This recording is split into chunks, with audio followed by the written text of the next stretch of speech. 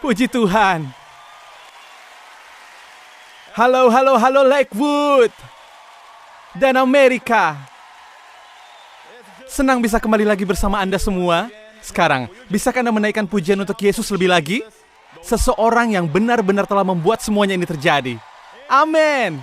Terima kasih Tuhan. Saya menerima kasih Anda. Saya sungguh-sungguh menerima semua penghargaan ini, tapi saya berikan semuanya untuk Dia, yang namanya ada di atas segala nama. Hadiratnya sangat kuat di tempat ini. Anda tahu bahwa kita adalah orang-orang beriman, bukan? Amin. Kita tidak harus merasakannya, tapi terkadang sangatlah bagus untuk merasakannya. Dan saya merasakan hadiratnya di tempat ini malam ini. Jadi segala sesuatu dapat terjadi, amin. Dapatkah Anda menyelami paling tidak 2 atau 3 orang sebelum Anda duduk? Katakan kepada mereka, saya tahu saya lebih tampan dari Anda, tapi Anda semakin baik. Lalu Anda bisa duduk. Hahaha. Hei, itu hanya satu pernyataan. Wow, teman. Saya beritahukan Anda, tempat ini sangat berapi-api untuk Yesus. Ada pertemuan itu satu hal, tapi ketika Allah yang memanggil pertemuan itu adalah hal yang berbeda. Dan saya merasa seolah-olah di masa seperti ini, Tuhan memanggil kita semua untuk berada di tempat ini. Saya tahu saya berbicara dengan, jika Anda mengerti istilah generasi Benyamin, Anda lihat, kita mempunyai saudara dari bapak yang sama. Ismail dan Ishak memiliki bapak yang sama, tapi mereka berbeda ibu. Benar? Ibu dari Ishak adalah Sarah. Dan Alkitab berkata di Galatia 4 bahwa Sarah adalah gambaran dari kasih karunia. Ibu Ismail adalah Hagar dari Mesir. Alkitab dengan jelas mengatakan kepada kita bahwa Hagar adalah gambaran Gunung Sinai. Dan semua yang datang dari Gunung Sinai, hukum Taurat, menghasilkan perbudakan. Ibu kita adalah kasih karunia. Sekarang, seandainya ada ketakutan bahwa bila kita tidak berada di bawah hukum Taurat, kita akan menjadi liar, Alkitab berkata, sebab kamu tidak akan dikuasai lagi oleh dosa, karena kamu tidak berada di bawah hukum Taurat, tetapi di bawah kasih karunia. Apa yang dari Allah akan selalu membingungkan logika manusia. Kita pikir bahwa bila kita tidak memiliki hukum Taurat, kita menjadi liar. Tapi Allah berkata, kuasa dosa, 1 Korintus 15 ayat 56 berkata, kuasa dosa ialah hukum Taurat. Semakin Anda berusaha menaati hukum Taurat, akan semakin buruk jadinya. Seperti ini, misalnya sebagai contoh adalah gedung gereja yang indah ini, dan hanya ada Anda di sini. Semua sudah pulang, dan Anda satu-satunya yang tertinggal di sini. Tiba-tiba Anda melihat pintu. Dari semua pintu di sini, ada sebuah pintu yang bertuliskan, jangan melihat ke balik pintu ini. Sangat rahasia. Dan tidak ada seorang pun di sini. Apa yang Anda lakukan? Anda mungkin akan bersiul sedikit.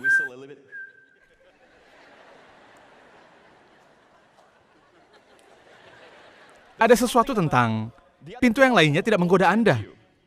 Tapi ada sesuatu tentang hukum. Tidak ada yang salah tentang hukum Taurat. Hukum Taurat sempurna, hukum Taurat kudus, hukum Taurat itu baik. Tapi hukum Taurat tidak dapat membuat Anda menjadi kudus. Hukum Taurat dirancang oleh Allah untuk menunjukkannya kepada Anda. Amin. Tapi beberapa dari kita justru berkhotbah tentang 10 perintah Allah dalam beberapa seri. Dan Alkitab menyebutnya pelayanan kematian. Berarti kita membunuh orang-orang perlahan-lahan. Jemaat, masalahnya adalah ini. Kita semua mendukung kekudusan. Kita semua mendukung hidup yang baik. Berkemenangan yang berhasil. Perbedaan kita terletak pada bagaimana cara sampai di sana dari sini. Dan saya percaya caranya hanya dengan kasih karunia Allah. Jadi, meskipun Ismail dan Ishak memiliki bapak yang sama, bapak Abraham, mereka tidak memiliki ibu yang sama. Dan Alkitab berkata, ada waktunya ketika Ismail menganiaya Ishak. Bapak yang sama, tapi ibu Ismail adalah Hagar. Ingat Hagar? Adalah gambaran dari hukum Taurat. Menganiaya anak dari kasih karunia. Tidak pernah kebalikannya. Dan dikatakan dengan jelas di Alkitab di Kejadian 18, kapan peristiwa ini terjadi? Ini terjadi saat Ishak berhenti menyusu. Alkitab berkata, berbahagialah orang yang dianiaya oleh sebab kebenaran. Tapi arti dari kebenaran dalam Ibrani 5 dikatakan, sebab barang siapa masih memerlukan susu, apakah Anda ingin tahu apa arti bayi Kristen bagi Allah? Allah berkata, sebab barang siapa masih memerlukan susu, ia tidak memiliki ajaran tentang kebenaran. Saat dia mendengar kata kebenaran, dan dia berkata itu adalah perilaku yang benar, dia masih bayi. Tetapi jika seseorang mendengar kata kebenaran, dan dia berkata itu adalah anugerah, itu adalah anugerah. Amin. Dibayar oleh darah Kristus sesuatu yang diberikan kepada kita. Orang itu bukan lagi seorang bayi Kristen. Dia telah berhenti menyusu. Jadi kapan Ismail menganiaya Ishak? Saat Ishak berhenti menyusu. Tubuh Kristus mencapai tingkat kedewasaan, di mana mereka mengerti tentang kata kebenaran. Kebenaran bukanlah melakukan yang benar, tapi kepercayaan yang benar. Percaya bahwa Kristus telah dibuat berdosa menggantikan tempat Anda, supaya Anda dapat dibenarkan oleh Allah di dalam Dia. Apakah Yesus menjadi berdosa karena melakukan dosa? Apakah Anda menjadi benar dengan melakukan yang benar? Perbuatan yang benar, tindakan yang benar? Tidak. Bagaimana Yesus menjadi berdosa? Dengan menerima dosa Anda. Bagaimana Anda dan saya menjadi benar? Dengan menerima kebenaran dari Dia. Alkitab berkata bahwa Ismail mulai menganiaya Ishak, dan masalahnya bukan masalah kecil, yang remeh, yang sepele. Ini adalah masalah warisan. Ketika Sarah melihat hal itu, Sarah berkata, usirlah hamba perempuan itu beserta anaknya, sebab anak hamba ini tidak akan menjadi ahli waris bersama-sama dengan anakku Ishak. Apakah Anda mendengarkan? Dan hal itu diulangi lagi oleh Rasul Paulus di kitab Galatia. Dengan kata lain, ini adalah tentang warisan. Lihat ke sini. Di Galatia 4 ayat 1. Dikatakan di Galatia 4 ayat 1, yang dimaksud ialah, selama seorang ahli waris, apakah Anda ahli waris dari Allah? Selama seorang ahli waris belum akil balik, ahli waris di sini dalam bahasa Yunani adalah nepios, yang artinya bayi. Selama Anda masih anak-anak, sekalipun Anda adalah tuan dari segala sesuatu, Anda tidak berbeda dengan seorang hamba. Sekalipun Anda adalah tuan dari segalanya. Misalnya seorang miliuner memiliki seorang putra tunggal, tetapi dia baru berumur 4 tahun. Dia adalah nepios dalam bahasa Yunani. Dia adalah bayi. Dia tidak bisa mengendarai Lamborghini. Dia tidak bisa menerbangkan pesawat terbangnya. Bukan karena dia bukan putranya atau dia tidak dikasihi. Dia dikasihi, tapi dia tidak berbeda dengan seorang hamba. Malahan hambanya bisa mengendarai Lamborghini. Anda tahu kenapa? Kedewasaan. Benar? Sekalipun dia adalah tuan dari segalanya, tetapi ia berada di bawah perwalian dan pengawasan. Itulah hukum Taurat dan Nabi dalam Perjanjian Lama. Sampai pada saat yang telah ditentukan oleh Bapaknya, ayat berikutnya, demikian pula kita, selama kita belum akil balik, nepios, bayi, kita takluk kepada roh-roh dunia. Ini adalah hukum tentang apa yang boleh dan tidak boleh dilakukan. Anda tahu anak-anak, Anda harus memberikan mereka banyak tentang yang boleh dan yang tidak boleh dilakukan, benar? Ketika putri saya, Jessica, saat dia kecil, teman-temannya datang ke rumah dan kadang mereka akan bermain di dapur. Saya akan berkata kepada mereka, "Hei, jangan sentuh pisau dapur. Jangan sentuh kompor. Jangan. Tetapi ketika orang-orang dewasa datang ke rumah saya tidak mengatakan kepada mereka, "Hai semua, jangan sentuh kompor itu. Jangan sentuh pisau itu." Kenapa? Kedewasaan. Kita pikir kasih karunia itu dasar. Hukum Taurat itu dalam. Allah berpikir sebaliknya. Saat Israel masih bayi, Allah menempatkan mereka di bawah hukum Taurat. Saat kasih karunia datang, perhatikan, saya terlalu cepat. Ayat selanjutnya. Tetapi setelah genap waktunya, maka Allah mengutus anaknya yang lahir dari seorang perempuan dan takluk kepada hukum Taurat. Ia diutus untuk menembus mereka yang takluk kepada hukum Taurat supaya kita diterima menjadi anak. Jadi tidak ada lagi nepios, tapi anak laki-laki. Anda tahu apa itu anak laki-laki? Kata ini dalam bahasa Yunani adalah huios. Huios artinya anak laki-laki yang sudah dewasa. Yesus datang untuk membawa kepada kita status sebagai seorang anak. Ketika Rasul Paulus menulis surat kepada orang-orang di Galatia, dia menulis untuk orang-orang Yahudi di Galatia. Untuk bagian yang pertama, saat kita, dia berkata kepada mereka, saat kita orang-orang Yahudi, saat kita masih anak-anak, yaitu saat di Perjanjian Lama, Allah menempatkan kita di bawah hukum Taurat dan nabi-nabi. Tetapi setelah genap waktunya, maka Allah mengutus anaknya untuk membawa kepada kita status sebagai anak. Tidak ada kata adopsi dalam bahasa Yunaninya, tapi kata ditempatkan sebagai anak. Yesus datang untuk menempatkan kita sebagai anak. Kasih karunia lebih dalam, lebih kuat dari hukum Taurat. Seperti sebuah gedung. Anda tahu dasar-dasarnya? ABC-nya adalah 10 perintah Allah dan hukum Taurat. Itu untuk bangsa Israel saat mereka masih bayi. Saat mereka masih anak-anak, nepios, mereka harus pergi ke lantai 1 dan belajar semua ABC. Kita telah berada di lantai paling atas. Kita adalah kasih karunia.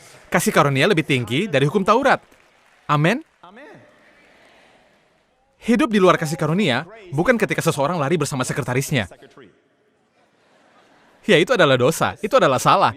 Tapi itu bukan jatuh keluar dari kasih karunia. Pernahkah Anda mendengar si itu dan si ini jatuh dari kasih karunia? Atau pastor itu hidup di luar kasih karunia? Saat kita menggunakan ungkapan jatuh atau hidup di luar kasih karunia, jika Anda melihat Galatia pasal 5, dikatakan di sini, jikalau kamu mengharapkan kebenaran oleh hukum Taurat, kamu hidup di luar kasih karunia. Di saat bangsa Israel berkata semua hukum Taurat yang Allah berikan kepada kita dapat kita lakukan, mereka jatuh dari kasih karunia. Mereka tidak memiliki kekuatan. Mereka tidak lagi memiliki persediaan. Anda lihat, kasih karunia lebih tinggi. Itu adalah lantai paling atas. Kembali ke hukum Taurat berarti sebuah kejatuhan. Amin. Apakah Anda bersama saya? Hal lain yang perlu kita pelajari adalah bahwa Yesus datang untuk, Anda tahu bahwa saya mengerti dan saya menghargai orang-orang yang mengajarkan hal ini, tetapi intinya adalah Yesus datang untuk menyatakan satu nama tentang Allah, Bapa. Katakan Bapa. Lihat ke sini di Roma pasal 8.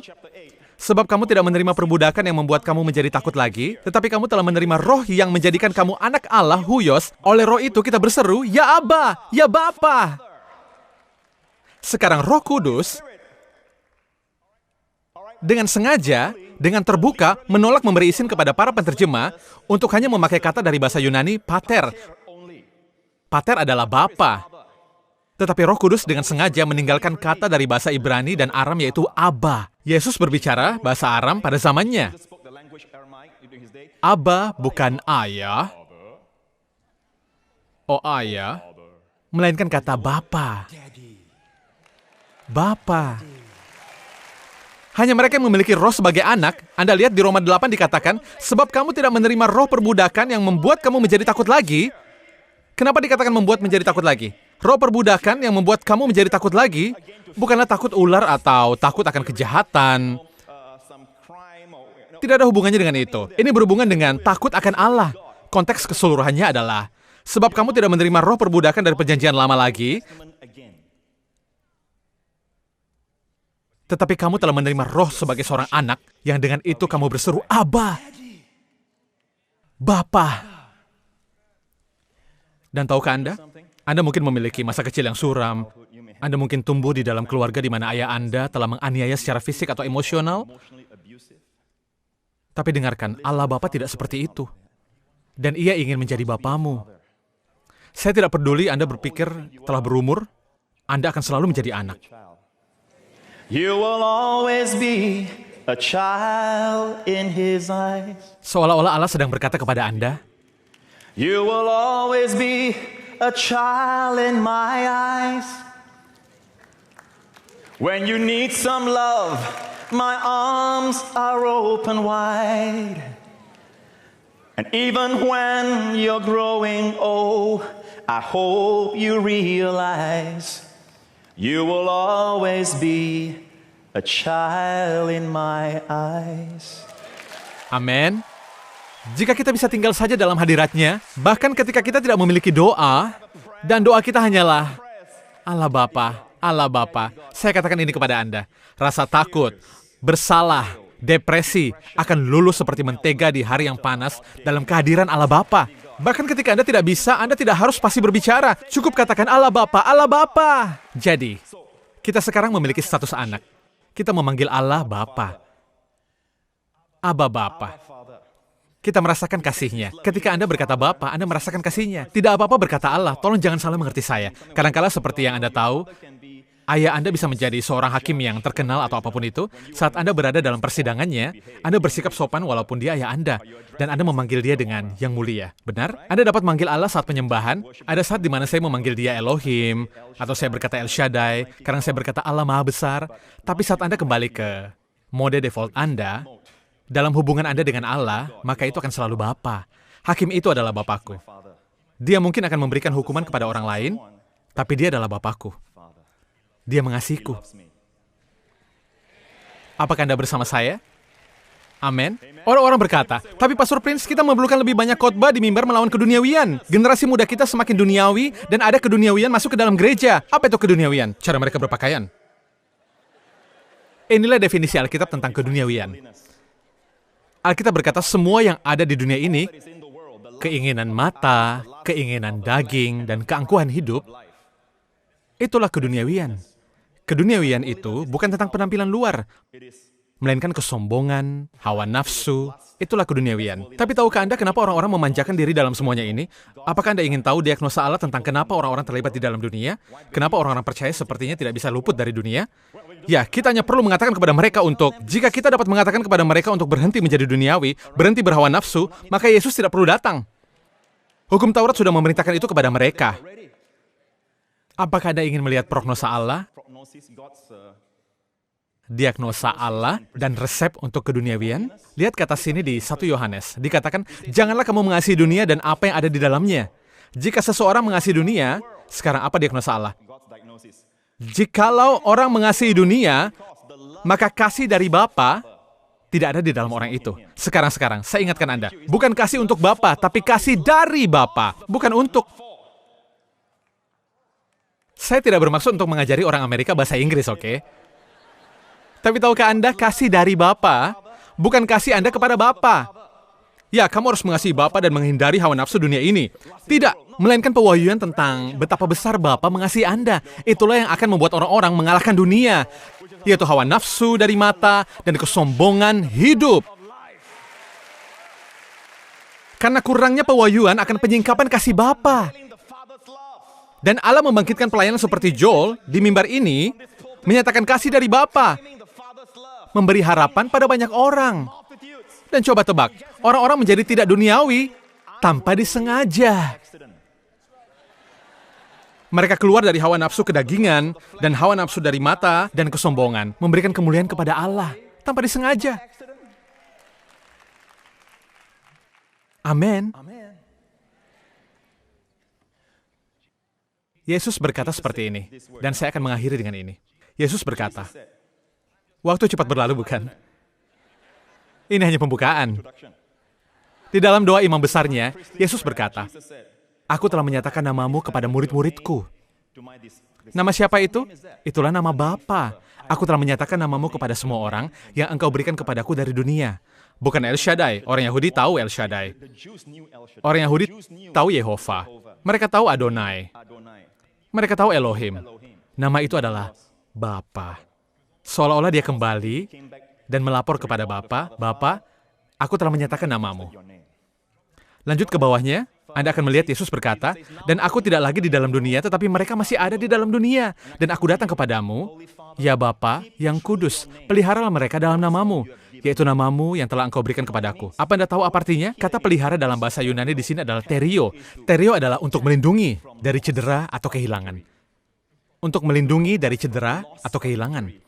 Anda tahu bagaimana kita melindungi jemaat kita? Dengan mengingatkan mereka bahwa Bapa mengasihi mereka. Jadi semakin sering kita berbicara tentang kasih Bapa kepada teman-teman kita, jemaat kita, orang-orang kita, keluarga kita, semakin besar pelindungan ilahi yang ada. Amin. Selama aku bersama mereka, aku memelihara mereka dalam namamu. Beginilah Yesus melindungi murid-muridnya. Dengan selalu mengingatkan mereka bahwa Bapamu yang memberi makan burung-burung, dia akan memberimu makan. Bapamu, Bapamu. Dan yang terakhir, lihat ke ayat 26, dia berkata, dan aku telah memberitahukan namamu kepada mereka, dan aku akan memberitahukannya. Dia akan selalu menyatakan nama Bapa, supaya kasih yang engkau berikan kepadaku ada di dalam mereka, dan aku di dalam mereka. Dan itulah yang kita cari, kesatuan kasih di dalam tubuh Kristus. Bukan kesatuan dari doktrin, tapi kesatuan kasih, kesatuan roh. Dan hal itu akan datang dengan pewahyuan akan kasih dari Bapa, nama Bapa. Bapa yang mengirim anaknya, 2000 tahun yang lalu, Yesus tergantung di atas salib. Dan untuk pertama kalinya dalam pelayanan Yesus di bumi, Yesus melihat ke atas, dan Bapa tidak ada. Kegelapan menyelimuti bumi, dan saya percaya ada kilat, ada gemuruh petir, Sama seperti di Gunung Sinai saat Allah melepaskan murka kebenarannya dan amarah kudusnya melawan semua dosa-dosa kita yang ditanggungkan di dalam tubuh Yesus. Dan Allah menghabiskan semua kemarahannya pada tubuh Kristus. Anda tahu, dalam kegelapan itu, Anda mendengar sebuah seruan dari salib.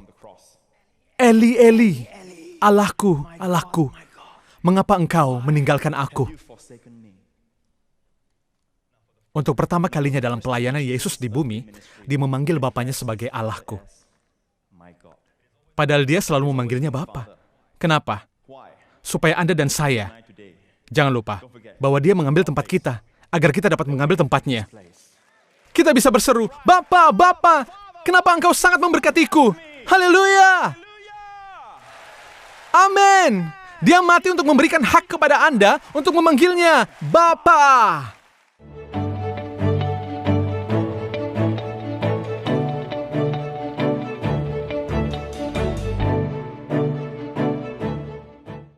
Jika Anda diberkati dengan video ini, silakan beri komentar tentang apa yang telah menyentuh hati Anda. Tekan tombol like, atau bagikan kepada teman yang membutuhkan dukungan.